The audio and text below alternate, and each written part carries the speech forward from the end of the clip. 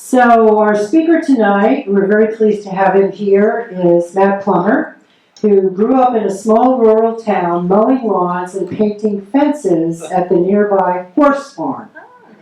After school, Matt joined an organization that helps some of the world's leading nonprofits figure out if their programs worked, and if they did, how to grow them to benefit more people. 6 years ago, Matt started a company in Reading to help companies, nonprofits, and government agencies and their employees become more effective and efficient. Over the last few years, Matt has helped manage 3 statewide campaigns, was county chair for a ballot measure on school choice, and managed the Reading City Council campaign. On the weekends, he enjoys the outdoors with his high school sweetheart and his 3 daughters. And in fairness of advertising, our goal for this evening was to have the newly elected supervisors talk. So we contacted Alan Long and Matt and said, please, would you come talk to our group? Unfortunately, Alan Long had gum surgery today and felt that he would not be in the best shape to come to the meeting and give a talk. But nonetheless, we're very happy that Matt is willing to join us, and we're really anxious to hear what he has to say. Matt? Thanks, Joanne. Thanks for having me tonight. I'm just going to grab this. Well, it's a privilege to be with you tonight. Actually, my first community event, I guess you could say, in Shasta County was in this room. Some of you know Janessa Wilder. Yeah. So she was hosting an event, I think it was actually, ironically, on conflict resolution and how we do disagreements. I don't know, was anybody there? Yeah. Okay, yeah. So, funny that I would run for supervisor after that being my first event, right? Can everybody hear me okay? All right.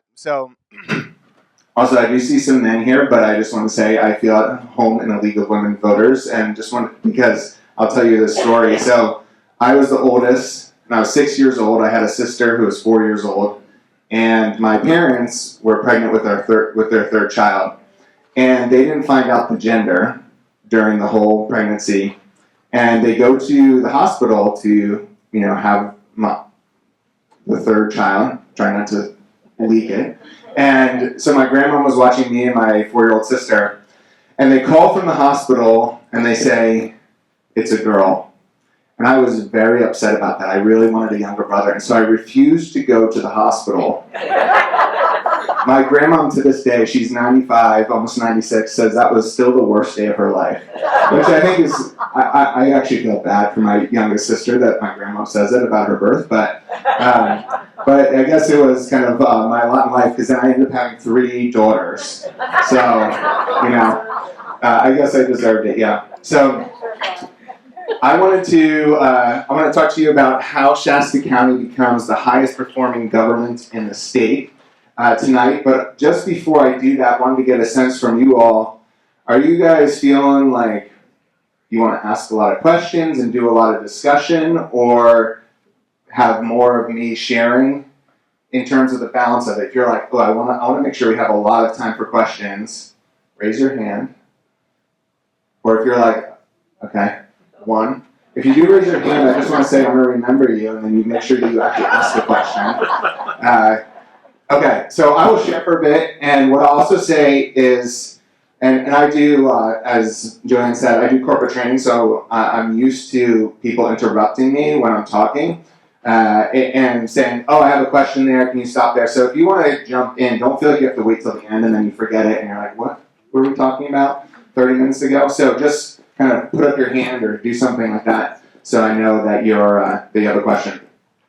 Okay, so this topic is one of passion for me, in part because I spend my day job helping organizations be more effective and be more productive in their day-to-day work. And so this is something that I think about a lot, and it's also something that I think Shasta County I would love to see Shasta County be the most productive and effective it can be, because I believe that that translates into impact in the community. And really that, I think, should be all of our goal in terms of those who look at our government and say, okay, what do we want out of a government? Well, we're paying our tax dollars to them, expecting that there's a benefit that comes to us through that. And so that's really the hope for this. But I want to kind of start maybe at square one, which is, what does it mean to be high performing?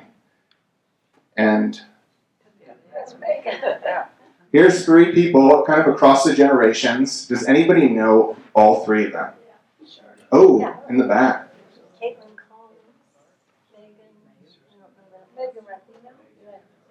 We know Caitlin. You know, Megan. Megan and Caitlin? I'm impressed, the Caitlin ones. Yeah. Oh, yeah. Whitney Houston on the left. Yeah. So these are, I would say these are people who, and women who were high performing and are high performing in their career. And did anybody watch the Women's March Madness? Yes. Wasn't that the like semifinal game where Caitlin scored I think it was 47 points out of the team's 95 or something? Like she scored half of their points. Isn't it crazy? So these are, when we look at these folks and when we look in that industry, we're like, yes, it's obvious, that's high performing. I think when we look at government, it's a little trickier to know what high performing is, right? And I think maybe that's in part because we're not used to governments being high performing. I don't know. And so I think part of it is like, well, what is high performing? And so I'd actually love to get your thoughts on that, hear from you. What does a high performing government look like? Oh yeah, we'll run a mic. So if you have a thought on that, we'll just take like 3 or 4. Inform the public about their actions. Okay. Information. Good. There's no right answer. You know, this may not be what people would want to hear in much of the United States, but we lived in Europe a long time, and to me, a high-performing government would be one that provides for its citizens, you know, universal health care, affordable, and public transportation affordable, all of these things that are affordable for the people who are the working people, not just those at the top. You know, the old trickle-down thing about, you know, feed the horse enough oats and some will come out the back for the sparrows. That I don't think we ought to run it like that. So that's my idea. Would be more of a socialist kind of. Oh, social shopping. Okay. Anybody else? You're allowed to disagree with each other. Transparency. Okay. Transparency and be responsive to your constituents. By the way, don't mean to pander to you, but I love your emails. Yeah, I did have someone called me this weekend up in Shasta Lake who's concerned about the changes in the water rates, which some of you might be familiar with, and not that the county necessarily has anything to do with it, but they called me, and it was funny, they said, I heard you're good at math, can you help me? I was like, okay. It's funny, because in my second job out of school, they're like, yeah, you're the math guy, so I guess it hasn't left me all these years, but I called them back, and I've said that I want to get back to everybody within 48 hours, because I think that is, government's notorious for being unresponsive. Right. It ended up being, I think, 72 hours, but I called her and she was like, I can't believe you're getting back to me. I'm like, I'm sorry that I got back to you 3 days late, but, so yeah, that is a huge thing. I'll take one more over there. Just a second.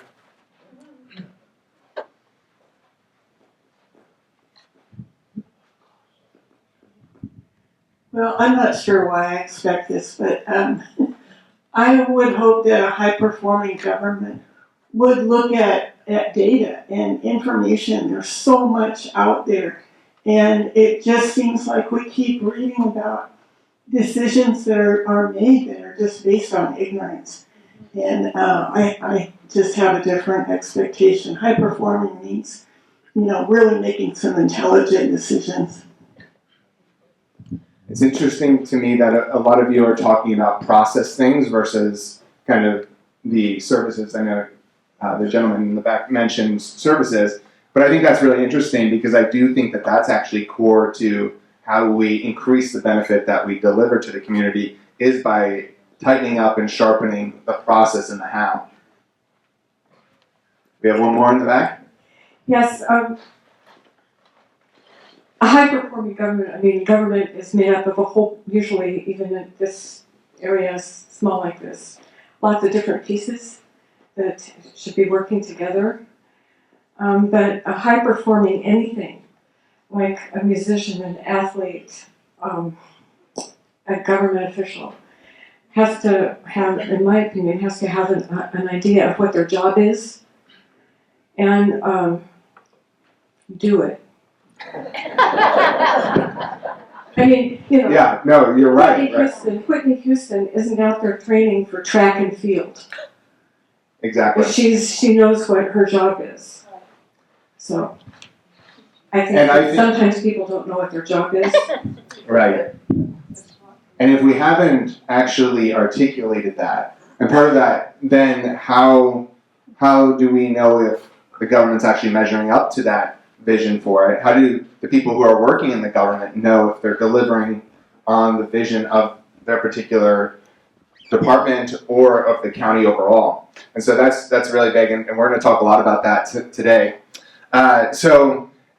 And part of this, and even in the group, we're hearing a lot of different ideas. Is I think this is actually worthy of debate. In Shasta County, what do we want the government, like what would success look like? And I don't know that we've actually had that conversation, at least not in a way that is kind of moving us forward in terms of what we think as a community. And as a result, I think we have some different ideas, and I've captured them through some imagery here. So I think there is a portion of people in Shasta County, and I'm getting the sense that they might not be in this room too much, but that want government just to kind of exist, like behind the scenes, be as small as possible, get some simple stuff done, like make sure that there's no potholes in the road, and take care of things, but really not be really prominent, not be really evident. And I think so that's one vision, and if we as a community agree that that's the vision, then I think we would probably have to change a lot about how we're doing government.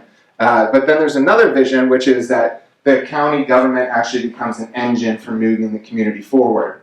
And those are dramatically different visions, and I think one that we hear a lot of the byproducts of people having those different visions, but I'm not sure that we actually have had a conversation about what we want our county government to produce for us. And so in my mind, as we look at it, we don't necessarily have the option of being the ants in the shadows, and that's because from what I can tell from the state data, there's only 3 employers in the county that have over 1,000 employees, and Shasta County is one of them. Holiday Market and Dignity Health are the other 2, and so the county is the big player in this community. And so as a result of that, like whether we like it or not, it has the potential to have so much impact on our community. And so it can't really be this, unless we were to do something dramatic that I'm not sure is even legally possible and basically have the state come in and take over that, which I'm not sure that many people would like. And so we really, have a choice between having the government be an anchor and drag us down, because it's so big, right? And if it's not actually moving us forward, then it's taking resources and it's not actually being an engine for progress and moving us forward. Or it can be an engine that moves us forward. And so I think that articulating that is actually important so that we can, as the public, hold the government accountable to deliver on that. And so the way that I've been thinking about it, and I'm just one person, so we can. I think we need to have a conversation about it. Is that the way I might encapsulate it is I would like to see Shasta County focus on making the county the best place to live in California. And in some ways that's tough competition, but in other ways, when you look at other local governments, you're like, okay, yeah, I think we could do better than some of the others that are struggling with a lot of things. And so that's just one vision, right? Of what if Shasta County became the best place to live in California? Not so that people would move here, but so that the people who are living here would enjoy the best life possible, right? And we could talk about what does that mean, and it looks like health, it looks like economic development, it looks like safety, it looks like all the things that you would think of when you talk about that. But if that's what we actually want to see the county move towards, then articulating that in some way, I think would be helpful. And that's, I think, the first step to becoming high performing. So some people might say, well, that's not what government's supposed to do. Government's supposed to stay out of our lives and just kind of let us do our thing. I'll read this just in case it's hard to see. It's the right of the people to institute new government, laying its foundations on such principles and organizing its powers in such form as to them shall seem most likely to affect their safety and happiness. Does anybody know what this is from? Declaration of Independence. Yeah, it's the Declaration of Independence. And so when our founders were thinking about what is the aim of government, they were thinking that it would affect our safety and our happiness, right? You guys all said the Constitution. Here's from the preamble of the Constitution. You know, we the people of the United States, in order to form a more perfect union, establish justice, ensure domestic tranquility, provide for the common defense, promote the general welfare, and secure the blessings of liberty to ourselves and our posterity, do ordain and establish this Constitution for the United States of America. And so actually, if we go back to the original intent of government, we see that it was intended to make our lives better. It was intended to make whatever the jurisdiction is the best place to live, the best place to be happy, to be safe, to, you know, have an abundance of welfare. And so this is actually, I think, consistent with the founder's intent. So how do we get there? First, I think we need to pick goals. And I've said this a lot over the last year, but I would like to see Shasta County pick, and I'm not hugely set in the number, but it might be like 3 to 5 goals that this is what we want to achieve over, let's call it the next 4 to 5 years.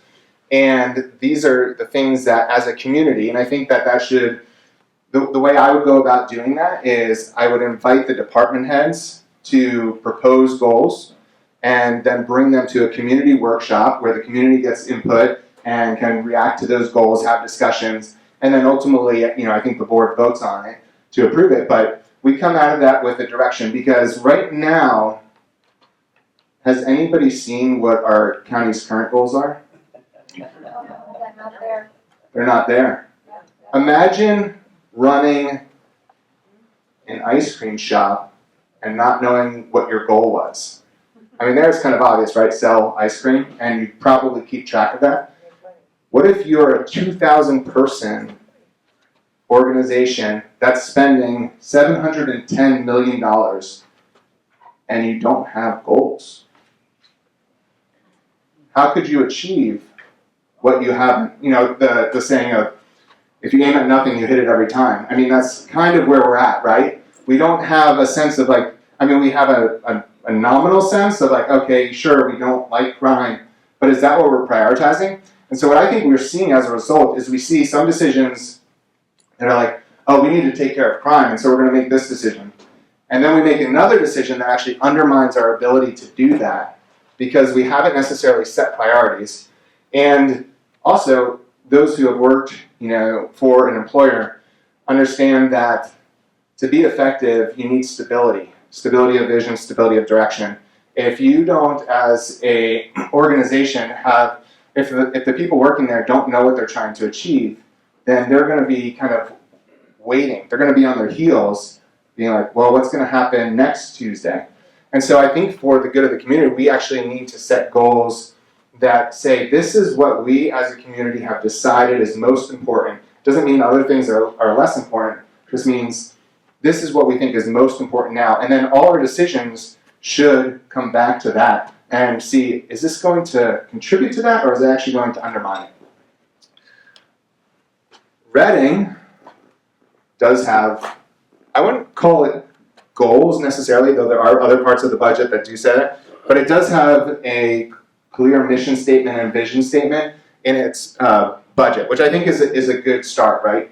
And I would like to see Shasta County have something like this in its budget documents, because when you're allocating resources, that's when you need to know what the priorities are.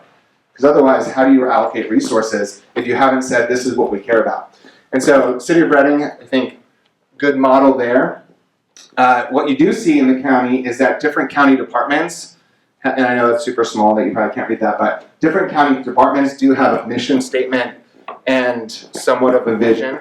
You can see that for the county admin office there, and then the Health and Human Services. There are others, I just grabbed two, so I'm not saying that those are the only two. And these are a good starting point, but a mission and a vision statement are still not specific enough and measurable enough to guide. Switch microphones, that one's messing up. Sorry. Check. Oh, that's loud. Okay. I'll hold this down here. So we do have some examples of departments who are articulating some sense of a mission and a vision, but not necessarily, and I'm not saying that they don't have goals, but the problem is if you have goals but everyone doesn't know about them, you might as well not have them, right? Because they're supposed to guide us. Okay.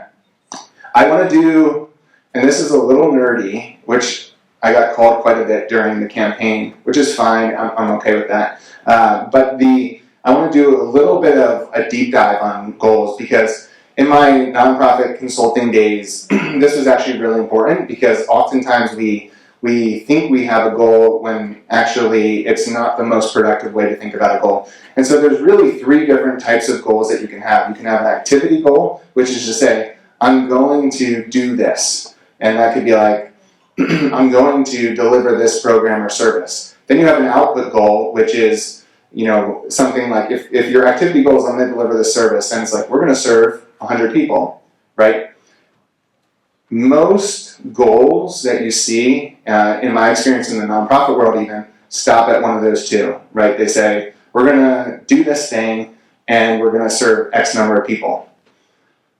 That is unfortunately insufficient because you might, and we'll talk more about this later, but you might serve 100 people, but what if you actually have a negative impact on them?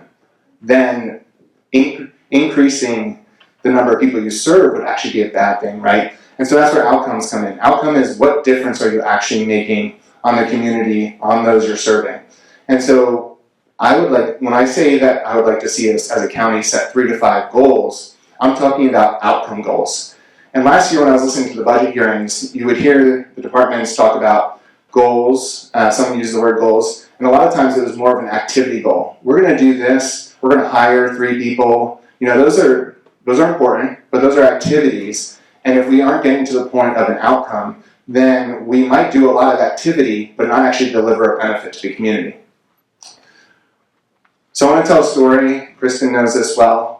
We talk about it all the time. But there was an organization in New York City, and this kind of illustrates the importance of thinking about goals in these 3 ways. So there was an organization in New York City that their job was building affordable housing. That's what they did. And they did that for a number of years, and they did it, well. But what they began to realize is the people who were going into their housing weren't actually the homeless. And that was what they really wanted to do. They wanted to build housing that would house the homeless. And so after a number of years of doing that, they said, let's pause. This isn't actually achieving our mission, which is helping homelessness. And they said, okay, we're going to do this other thing. We're going to launch a big campaign, 18 months, 100,000 homes campaign. And our goal is to house 100,000 people across various communities around the country in 18 months. They achieved it. And you would think they would have been like, yes, this is amazing, right? But what is housing 100,000 people? It's kind of an output goal. Now, you could maybe make the argument that it's an outcome goal, depending on what you're how you want to discuss it, but I would call it more of an output goal. And so what they did then is they looked back at homelessness counts in those communities that they had housed those 100,000. And what did they find? The homelessness numbers were actually either unchanged or in some cases actually went up. And so they realized they weren't actually solving the problem. And so then they said, okay, we're going to create something that they call Built for Zero, where we're actually going to set an outcome goal, which is to get to zero homelessness, which is what they had wanted to do all along. But they realized if they started with an activity, let's build affordable housing, they didn't get there. If they moved on to an output, which is house 100,000 people, they didn't get there. So they had to focus on an outcome, which was getting to zero homelessness. And now They have made tremendous progress on this. There's 14 communities that have what they call functionally ended homelessness, which means that for a certain population like chronic homelessness or veteran homelessness, they have gotten to more or less under 5 at any given point in time. And so, but that required a shift in how they thought about goals. And I think that same thing is how we as a county could benefit from shifting how we think about goals. I found goals for our homelessness efforts buried in a grant application that the county had done a few years ago for what's called HAP money. And so this is an application that we do with the state and I think federal government as well.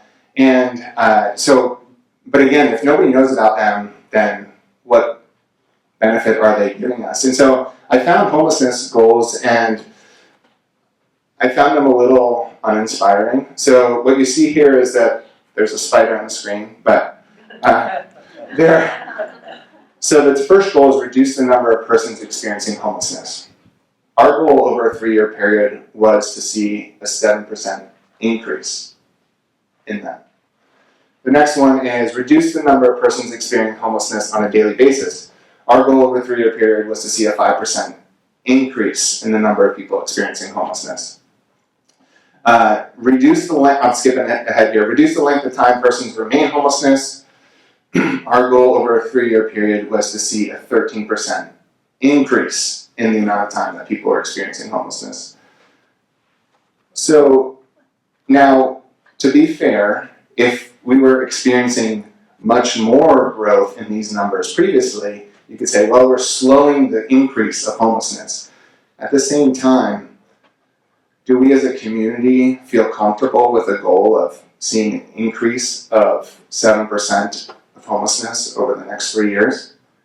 Probably not, and I would guess that, and maybe they were, but if I would guess if the county had a public meeting where they said, here's our goals for the next 3 years, we're going to increase homelessness by 7%. Public comment might not have been too fun to listen to, but that's just a guess, right? And so we often aren't having the goals at all, or at least not communicated, and definitely not to the public. Some people said transparency and communication is important. And when we do, it's like, well, is that the type of goal that we as a community feel like we can get behind and we feel good about committing our resources to? Just to give you a sense of like, well, maybe everybody just had like really high increases in homelessness. So I flipped this on its head so I could fit it on the slide, so you probably can't read the writing, but this is that first goal of reducing the number of people who are homeless. And what you can see is these are all continuums of care across the state. So Shasta County is here in the middle. So that means that all these folks, they said in their community, we're actually going to reduce homelessness. People on this side said we're going to increase it. If you're in Tehama County, they said, now their numbers are really small, but they said we're going to see a 72% increase, which is pretty dramatic. So that one, you could say, okay, we're right in the middle, not horrible. Now this is reduce the number of people who are experiencing homelessness on a daily basis. And there you see every other COC, continuum of care, except for one, said that they were actually going to reduce that number. We said we were going to increase it. So even if you're like, okay, we're slowing the growth curve, why are we having the least ambitious, kind of worst goal in the state of California? We want to be over here where we're saying we're going to go after the biggest reduction in homelessness in the state because we are set up and we believe we can actually achieve it. Okay. This is a good topic to talk about. So here's the pop quiz. Build a bigger jail. Which type of goal is this? You guys are good. So build a bigger jail is actually an activity goal. So what red flag should be waving in the wind right now? What if we build a bigger jail, but it doesn't actually achieve the benefit to the community that we hope? And here's the challenge too. If we build a bigger jail, what we were just told is that we only have one option, and it's raise taxes, which I'm not really a fan of. Now, that doesn't mean that after more research, I couldn't come around to supporting it, which I haven't gotten through yet. So I'm just putting that out there. But if we say build a bigger jail is our goal, and that's our primary goal, we have one option according to what we've been told from county administrative office: raise taxes. I don't think anyone really loves raising taxes, so that is not a great option to be facing. Now, what if we do? Okay, can I do a little aside here? I'm going to do a little aside, and we'll come back to this. So the question is like, will more money solve the problem? And I think, when we look at it, we see, okay, this is, let me walk you through this chart quick because it can be confusing with all the numbers here. So this is for this upcoming budget for the fiscal year that will start this summer and go around to next year. So this green bar is county revenue. So that's how much money they have coming in, $615 million. Then they're going to grab, another $110 million, which is this right here in the middle, from savings accounts. They call them fund balances, but that's kind of what it is. And then we're going to spend $710 million of that, and then we'll put 16 into fund balances or savings accounts, right? We're spending $710 million in this community in a year. I mean, think about if you run a business or run a nonprofit, imagine you had a tenth of that, 70 million. Like, this is an enormous amount of resources, right? And so you might say, well, yeah, but maybe that's kind of where we would expect it to be. Let's see if it's increased much over the last 5 years. Any guesses? Yes. Do you think it's increased more or less than inflation? Am I giving away the answers, or are you guys just scared? So this is if we started in fiscal year 2019 and 2020, and we said, what if, this is the light blue there is actual county expenses, and then the dark line here is, what if you took that starting point and you grew it with inflation? And so what you can see is that certainly it would have grown, but we would have been around maybe 610 million versus 710 million if we had just grown by inflation. So that means we're growing significantly faster than inflation. And so we're increasing we're spending a ton of money in the community, and we're increasing the amount that we're spending very rapidly, much faster than inflation. And so the question is, if we're spending all this money, are we seeing the problems in the community get a lot better? And most of you are saying no right now, and I think in some cases you might be able to argue, well, this has improved or that has improved. But if most of us feel like this is not becoming the best place to live and we're not making progress towards that, then it comes back to us having a problem of, what are we trying to achieve? We're spending a whole ton more money, but we're not necessarily achieving it. And if most people in this room, and I didn't poll, and there was a few people who were more vocal who said that, so some of you might be sitting there like, I think we have, then I think we have a problem, and money isn't necessarily the answer to it. I would argue that what I'm kind of calling better management is the answer to it. So let's come back to this. Build a bigger jail is an activity goal. What's the output goal? Incarcerate 192 more criminals. The outcome goal is reduce crime, right? Improve public safety. If you think about it in this way, and you remember that your outcome goal is reduce crime, then that expands our options to basically give us the opportunity of, okay, what are the set of most cost-effective options we have for reducing crime? Because what if we spent $150 million on a new jail and it reduced the crime rate by 10%, but you could spend $10 million on a work release program and it reduced it by $12 million. Wouldn't we want to do that? I mean, obviously we would, right? But the problem is if we set our goal as like, we're going to build a bigger jail, and we don't zoom out and say, actually what we're trying to do is reduce crime, then we leave ourselves with only one option, which is to raise taxes. So how do we move forward? We pick goals. And this is kind of a continuation of it, but I think that, in government, in nonprofit world, I've seen quite a bit, is that we often pick activity or output goals because our mindset is to serve, and provide a service to other people versus to solve a problem. I get excited about solving problems. I think service is important, right? But I get excited about solving problems. And actually, when I was at this nonprofit consulting firm, we worked with the Salvation Army, their central part of the United States, and they developed this thing called the Pathway of Hope because they realized we're serving people. People are coming in here in poverty. They're leaving in poverty. We're giving them some type of relief, but we're not helping them get out of poverty. And they said, we don't want to just be serving anymore. We want to be solving the problem of poverty. We want to eradicate poverty. And so they ended up building this, which you can't read, but just to give you a sense of kind of what they ended up doing is they said, let's think about how we could solve the problem of poverty for the people that we serve. And then we actually measure ourselves to that. And so that's, when we're talking about goals, if we can move from just serving to solving problems, then we'll be delivering a benefit to the community at a level where we'll see, and this is the key, I think the key to limited government is actually that it becomes more effective, because then it reduces the need for itself. So how many people have seen this quote? Yeah, this is a popular one. I think I've actually heard 3 or 4 people mention this in the states I was in the last 2 weeks.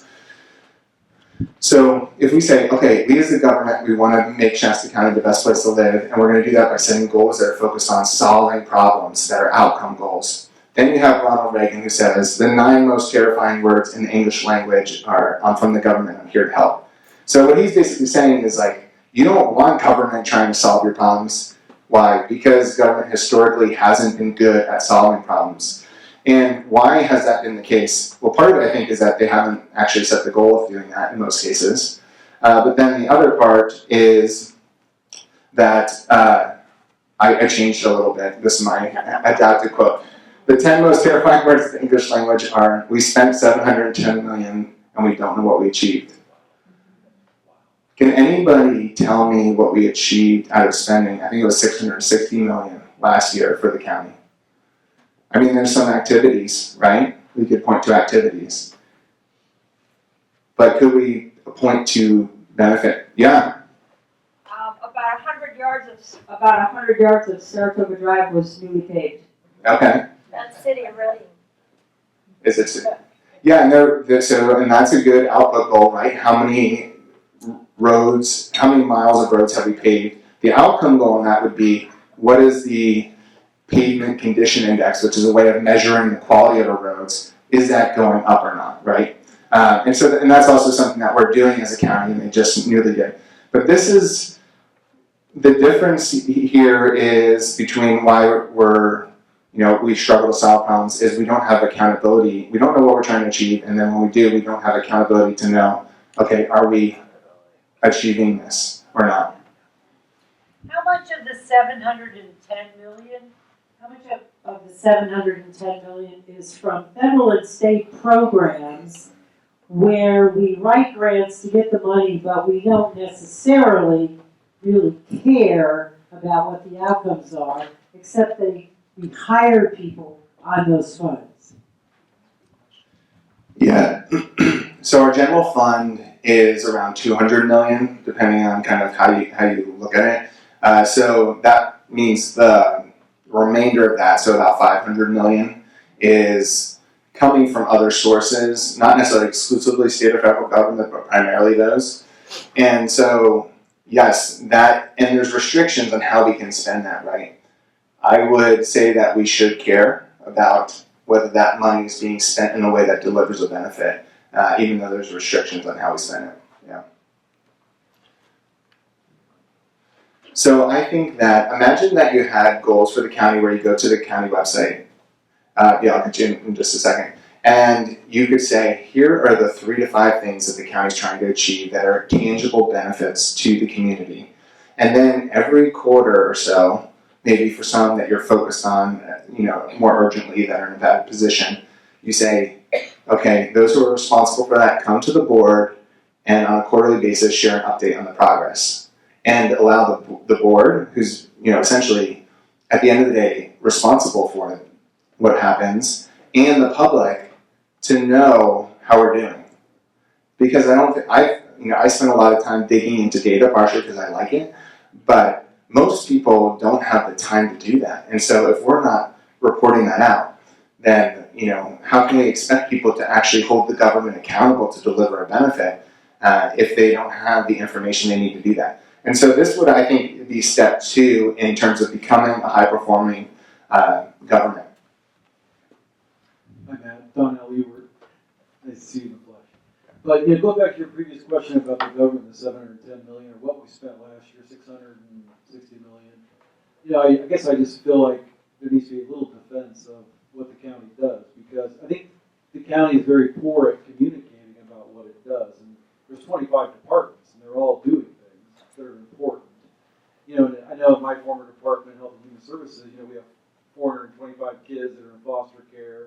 A whole bunch of kids that have been adopted. Those parents are all getting paid to take care of those kids. There's 55 or 60 people that are in long-term care because they're mental illness. That costs, $15,000, $20,000 a month. There's a jail. We ran a couple of elections in another department. There's a bunch of buildings that are being maintained. There's roads that are being paved. There's a lot of things going on. I appreciate your attention to the goals, but there's a whole maintenance of services out there that people take for granted. People don't think about the things the county does. The county's not really great at communicating about what it does, but there's a lot of good things happening with the money. I agree, it's not around certain goals, and we definitely need to do that. But there's a lot going on that's important. That if it wasn't happening, people would notice. Yeah, that's a totally important point. And I'm emphasizing a certain part of the story tonight in terms of thinking about how we move to becoming a more high-performing, county government. Totally, the county's doing things that if you took it away, we would feel it as a community. And so it's not that there's no good happening. It's not that those things aren't important, that we should stop doing those. In fact, it's a lot of doing those, and I would say, okay, how can we take something like we're providing foster care to 425 kids. That's an output goal, right? Okay, how do we take it to improve the outcomes, the long-term outcomes for those when they transition into adulthood? And so I agree, and I would say it's not, and I realize that what I'm saying tonight would come across as critical of everything that's happening or the lack of what's happening. And so that's a good counterpoint. And so the idea isn't, for me, it's not to criticize or throw anyone under the bus, but to say, how do we raise the bar to go to the next level here?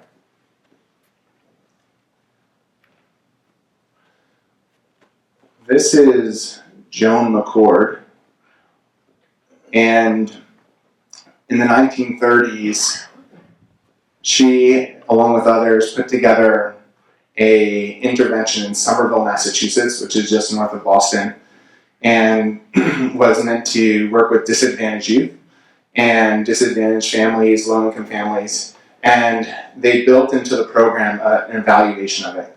And they had a control group, which means a group of families who didn't receive any of these services that were designed, and then a group that did. And they, delivered this really intensive intervention, literacy, parent training, all these different things to help those families who are low income move out of that position.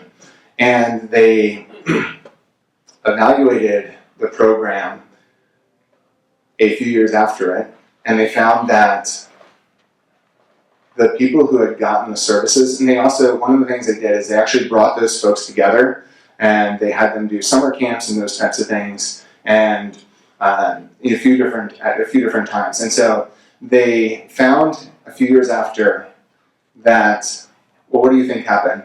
Which group do you think performed better? The one that got the help. That's what we would think, right? And that's where the idea that, okay, we have good intentions, we're delivering a service that we think it makes sense that it would benefit people. Not only did the group that got the service not perform better, they actually had worse outcomes.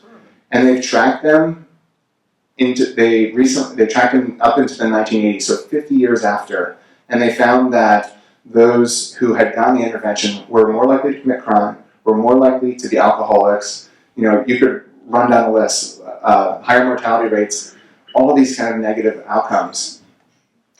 The lesson I think that we can take from that is that if we say, oh, we have this great idea and we're going to deliver this great service that makes complete logical sense, or we're going to do this really logical thing, which is house 100,000 homeless in 18 months and it's going to be amazing, and we don't actually have the accountability to come back and say, we actually saw and we tracked what impact that made, what the outcomes were, and we're reporting it back to you, then we could end up like Joan McCord did, where she's like, everything about this made perfect sense, and yet it didn't work, right? And so sometimes we can head down the path of logic, which I think is something that would be helpful for some of the decisions that are being made by the board, but if we aren't actually measuring it and then reporting back to it, I worry that we could fall into a similar trap. And does anybody know who this is? Kind of the name is on there. So I teach corporate training for work, and basically when you're trying to do skill development and change people's skills, whether that's help them become more productive, better problem solvers, better people managers, what you find is that people will always act in a way that's consistent with the incentives that are in their system. And so if I'm being incentivized to, deliver a benefit to the community, and I know that for example, one of the projects I'm working on right now is helping a few companies down in San Luis Obispo grow, and my incentive is see their total revenue go up. So I'm going to act in ways that help do that. Now, if you change that incentive structure, that would cause my actions to, change as well. And so we have to look at what is the incentive structure. And right now, what I'd say is, what is the incentive structure for the board to deliver a benefit to the people? You would say that, well, the election is, right? But it's hard for the people to know, like, okay, they went into office saying, like I said, right, my goals were reduce homelessness, cut crime, fix our roads. In 4 years, how many people of the 23,000 voters in my district do you think would be able to feel like they have a good sense of whether those things have changed and by how much? Probably. Depends how data-driven they are. Yeah, well, most people, even if you were looking for the data, right, you probably won't be able to find it. And so I think if we started to have the board get reports on the progress on these goals on a regular basis, then the board knows that the public's actually going to hold them accountable to do that. And if the board knows that if the board say, okay, there's 3 to 5 goals that we're trying to achieve, and the board got quarterly updates on that, and they know that the public is looking at that because they're hearing it and the media is reporting on it every 3 months, then they're going to be going to the CEO, different department heads, and say, okay, we set this goal of reducing our suicide rate, which is one of the highest in the state, and it's going up. So we might be doing great things, but what can we do differently, or what can we do additionally? Okay, if that's our priority, do we change resources and add resources there? Do we, what can we do? There's going to be then those problem-solving conversations. And then the folks like the mental health director who's over that, at least in part, would be talking to their program managers and saying, okay, so if we can change the incentive structure so that everyone realizes, okay, I get rewarded when I deliver a benefit to the community, then we could imagine if you had 2,000 people, because I think And I know people in this county have different opinions on it, but I think that people who work for the county want to do it because they want to deliver a benefit to the community. I believe that's true, because I don't know, I mean, a lot of other reasons why you would, but I think you have a great opportunity to do that. And so I think if we can align incentives so that's the easiest thing for them to do, then they, they'll actually be excited about that. Well, the problem is that the supervisor's idea of a benefit to the community may not be the community's idea of a benefit. For instance, getting rid of the. Just so you know, we can't hear you. You gotta hold it really close to your mouth. Oh, I'm sorry, can you hear now? Yep. Yes. Okay. So the supervisor's idea of a benefit to the community might not be what the members of the community consider a benefit, i.e. getting rid of voting machines or allowing more people to carry guns in public. I mean, it just depends on your perspective. Right, exactly. And that's where I think imagine if the county had stated goals on their website of here's what we're trying to achieve, and then, one, you could say, if somebody's running for office, you can say, okay, well, the county has said that they're trying to achieve that. Do you support that or not? And it would be add transparency and visibility to it. Because right now, I mean, none of us have a clear sense of like, well, what are the board's current priorities? I mean, we hear different things and we find out things on Tuesdays, but we don't know for sure, and we don't have a way of really holding them accountable to it because it's not written down somewhere. Yeah. So Since it's pretty obvious that the current board has no outcomes, no outputs, and not even any activities, how do you envision being able to change that environment? I think the current board believes in holding the government accountable to deliver results to the people.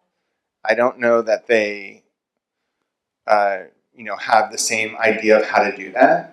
But I think if we focus on where there are similar principles that we hold in common, which is let's hold the government accountable to deliver benefits to the people, and have kind of measurable goals where the county is reporting back to the public on what it's achieving. I think those folks, and I can't speak for them, but I think that a lot of people will say, okay, yeah, now there might be a lot of discussion and a lot of disagreement. And even in this room, if we were to say, okay, the county has to pick 3 goals, go ahead, you can come out when you have your 3. Like, you guys might get hungry because I don't see that much. And, that might take a while, right? But I think there is a common principle there around having a desire to hold government accountable. I was going to say, one of the things that's really critical here is benefits for whom. And that's where we find a lot of difficulty with microphones. That we have a lot of challenges in certain people are merit, support, and help. The other piece about the data is that that's going to require an investment in infrastructure as well. Like, I think a lot of people in this room know in the criminal legal system, until about a year and a half ago, they were operating on a system from 1989, a DOS-based system. And so getting out any data, and then investments in data dashboards, which has all its political issues. But the other thing is looking at how we're addressing some of those problems using that data. So the high suicide rates, for example, are because we have more completions, because we have more guns and use more guns. So being able to address that both with data, but support from groups like us. I don't me feel radioactive. Yeah, those are good points. And I think, my opinion is I would rather spend less on the delivery of service and know what I'm getting for it than spend all of that on the delivery service and have no money to track, the outcomes of it. Now, others might disagree with that, but that would, Well, I think what it's going to require is a more citizen engagement, because if you have just a conversation on every Tuesday, and we set up goals, then it really, I think, it implies or it really sets up a system where the public should be wanting to be more engaged and hold them accountable. So it can't be just every Tuesday they put the goals up and we do an evaluation for who, like, who is benefiting. And I think that's where we come in as the citizens, and we're participating in the goal setting. We're participating in what those measurable outcomes are, and it's this larger group of us out there in the community that should be the ones that are holding them accountable, not just on election day, but leading up to it all the way through. Absolutely. Yeah, I think that's a great point. And I think the more that the public, because there will be trade-offs, right? We can't do, even with $710 million, we can't do everything at once. We can't, address everything that we would like to. And so there will be trade-offs. And at the end of the day, I think the more voices that are informing what that set of goals would be important. And then the more engaged that folks are in terms of having those conversations and bringing ideas, because ultimately there will be an experimental process that will have to happen of, okay, we tried this, that didn't seem to work. And a lot of that will come through people in this room and the people in the community who are saying, well, what if we did this? Or I just started this, or I heard about this thing when I was in Oregon, 5 years ago that they're doing. And that will be the fuel to provide the innovation that will help us, make progress on these challenges.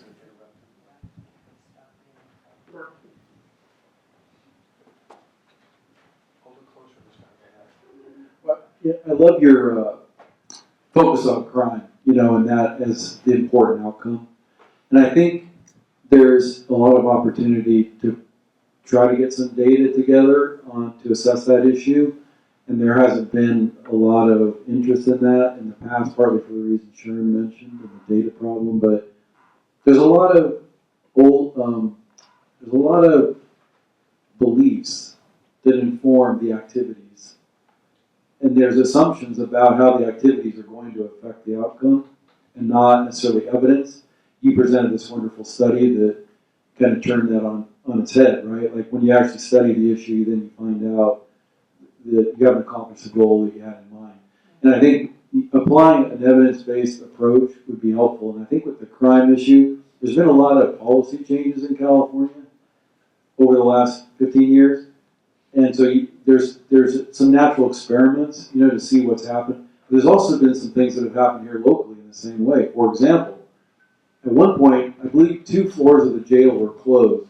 So we had a much lower number of people incarcerated. And then on another occasion, 1 floor was closed.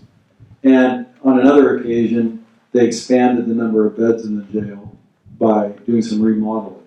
So there's been different numbers of people that could be incarcerated during different periods of time. What happened to the crime rate during those times? And then we can get a sense of how much putting people in jail actually affects the crime rate. Because most of the people, or everyone who's committed a heinous crime is in jail or is being sent to prison. So there's a bunch of extra space for some other kinds of people who have committed some other kinds of crimes, probably property crimes. How much is incarcerating them making a difference? Because they're not in there very long. And what other things have been going on or could go on, right, to help those folks learn a different way of thinking or to get the resources they need to live a different type of life? And I think applying a little bit of science to these problems, even locally, we could really get some answers.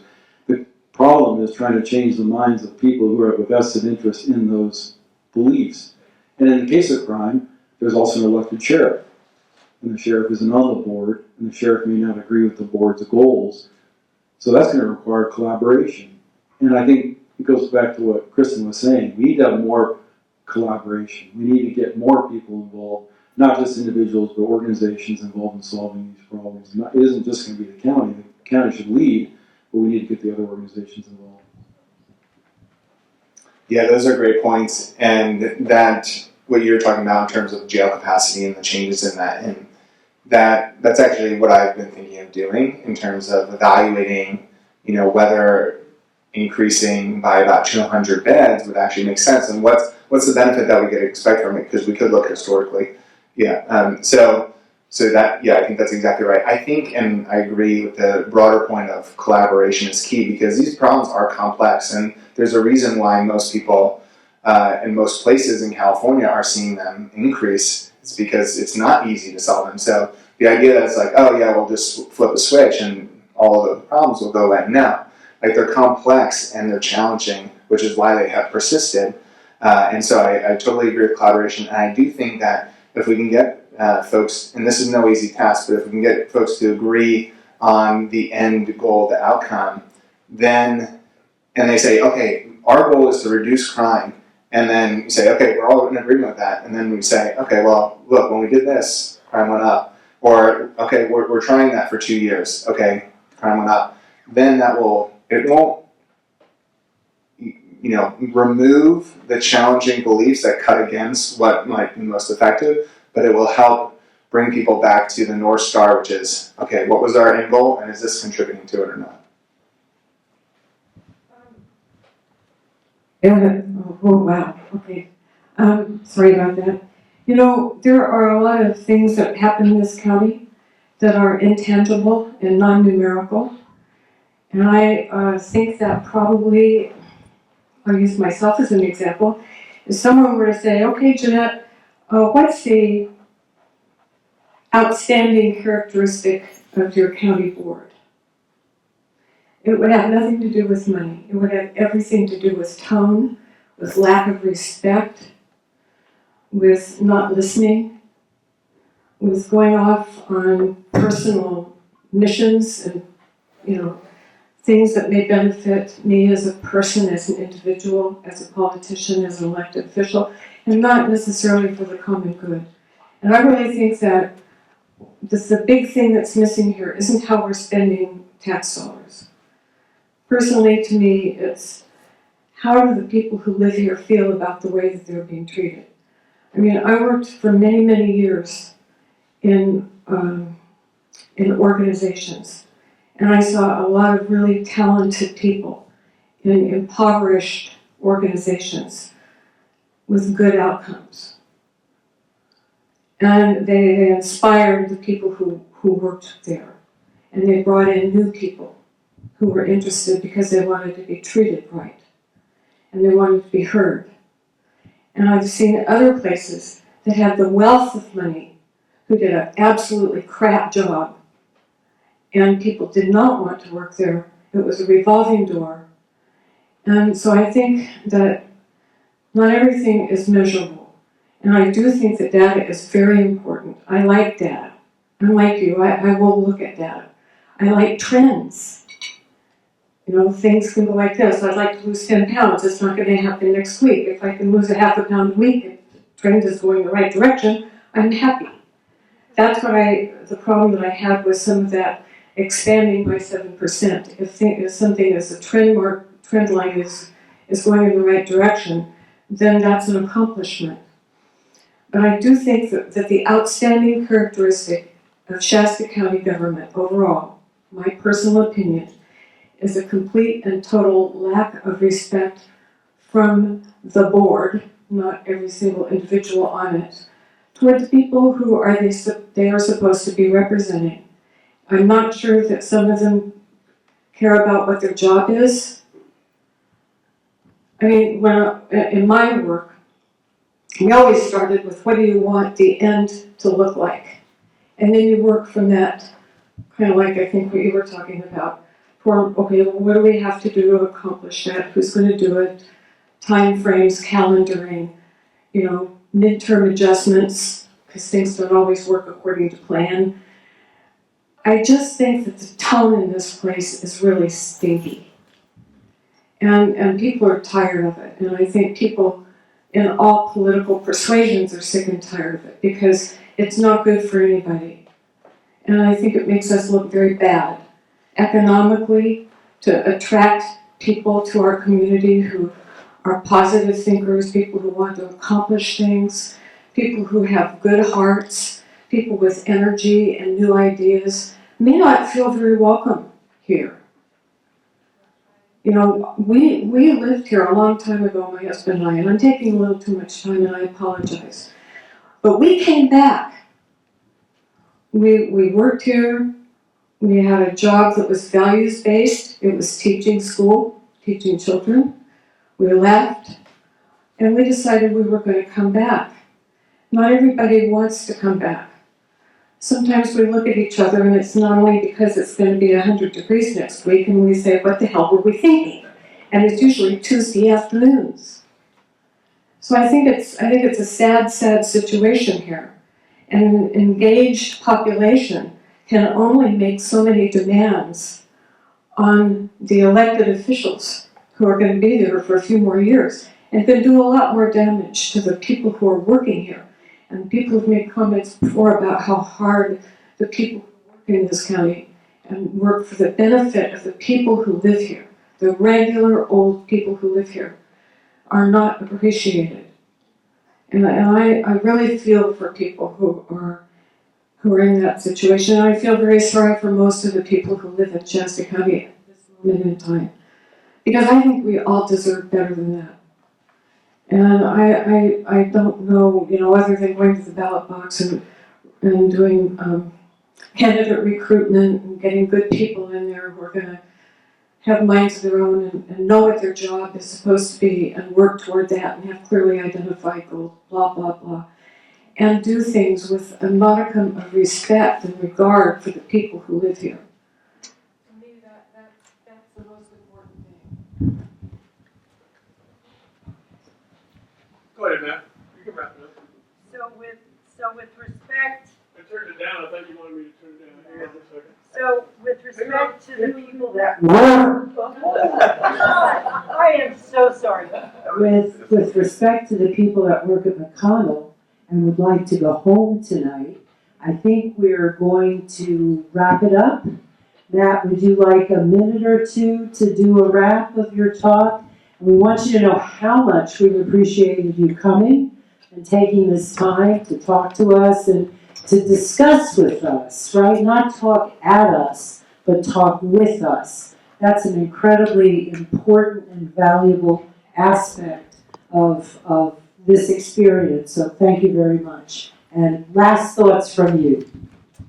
Thank you. Yeah, thanks for sitting here, participating this way. And just to comment on a few things that were said in closing, I think the way that the board, I think culture is super important, and culture flows down from leadership. And I think we've seen the effects of a toxic culture on this community, and that undermines our ability to achieve anything else in the community. And so I do see that as an important goal to address and to change that. And that's been a key focus of mine in terms of engaging with all of the other supervisors, building relationships with them, and so that at least as a starting point, the board can treat each other well.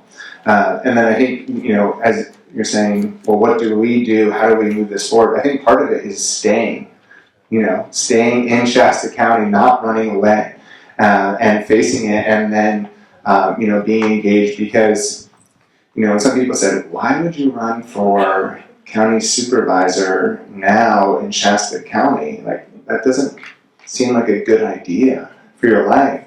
And I said, well, when there's significant challenge, there's an amazing opportunity to make a positive difference. And that's really the opportunity for us. It's like, when things are going amazingly well, it can be like, well, what can I do here to, really move the ball forward? When things are, challenging, there's so much that each of us can do to move the ball forward. And that would be my encouragement is, and this is the balance that I've been trying to strike, and will almost definitely not do it perfectly. I just won't do it perfectly, but is how do we create a collaborative culture where we come alongside everybody and we're saying, hey, let's go after this together, let's make real progress on it. And how do we also hold each other to a standard of excellence, a standard of high performance? Because if we can do both of those, then we will see the county government be something that we're proud of, where we say, yes, I'm excited to live in Shasta County. I'm glad to be here. People will come to Shasta County just this is what I'm predicting. In 4 years, people will come to Shasta County just to work here because they're like, this is where good things are happening. And so I'm excited to be on the journey with you and happy to chat a bit afterwards if anyone wants to. So let's thank Matt again for his talk and his discussion, and we wish him a lot of luck on this test. I think he's got some good allies now who are also thinking about a positive future for Shasta County, and so if you need our help, we're here to help. A PS to everybody, could you please leave your name tags at the table on the way out, otherwise I have to reproduce them all.